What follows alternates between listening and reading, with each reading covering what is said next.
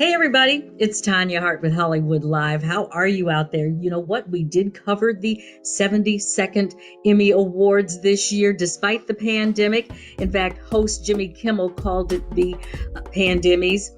And wouldn't you know, it was the year when there were more Black folks nominated than ever before in the history of the Emmys. And guess what? A lot of us won, too, in categories that you did not see on TV.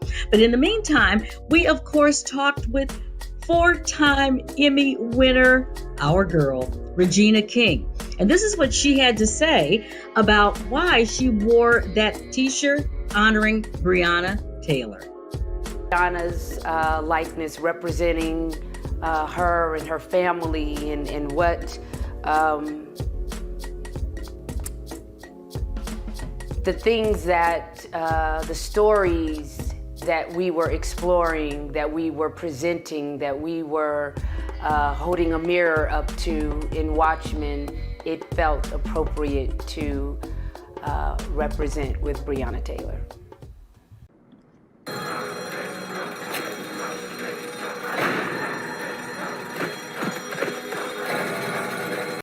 Damon, congratulations on your win for The Watchmen. Why did you feel it was so important to highlight what had happened to Black Wall Street in Tulsa, Oklahoma back in 1921?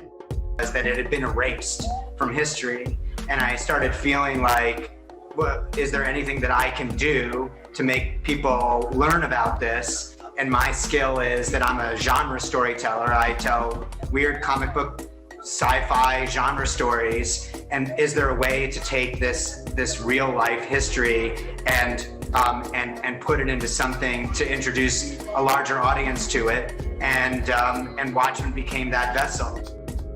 Actress Uzo Aduba was also a winner, and by the way, she also had on that Breonna Taylor t-shirt. But this time, she was playing one of the great figures in American history, Shirley Chisholm. Both have been talking to high heaven ever since way back.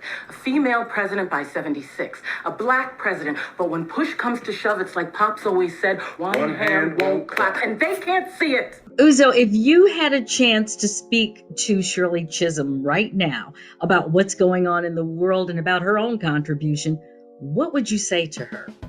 If I could say something to Shirley Chisholm, it would be, thank you for doing the hard thing. I would say, thank you for making it okay to be oneself. You know, she, in a time when, for women, for Black women or women of color who were supposed to occupy a very narrow amount of space, she was not afraid to dare and live up to the fullness of her potential. And whether we knew it or not, her doing that carved out room that we all have been desperate. Zendaya Coleman is the youngest person ever to receive an Emmy in her category of Best Actress in a Drama. This is what she has to say about being a first.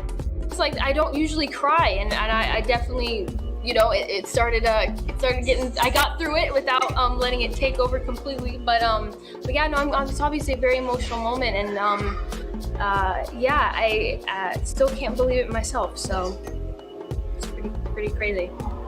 I also love what Zendaya says to her younger audience out there. This is very important. Take a listen. The show, they've been able to put or attach words or find themselves within a scene or a moment where they otherwise felt maybe alone, or felt like maybe they were the only persons dealing with or having those thoughts, or you know, just to have that clarity or have that feeling that maybe there is other people that feel what I feel, I think is huge, and it's very important. I have to send out kudos to the executive producer of this year's Emmys, Reggie Hudlin.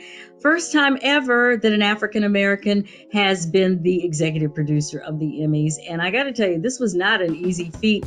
He had to send out 130 camera packages all over the world to pull this off. So congratulations to everybody. And just in case you're wondering why it was even important to celebrate the Emmys this year, I think television itself should be celebrated. After all, it has been TV and radio that has kept us sane, alive, and informed during this pandemic. So kudos to everybody involved.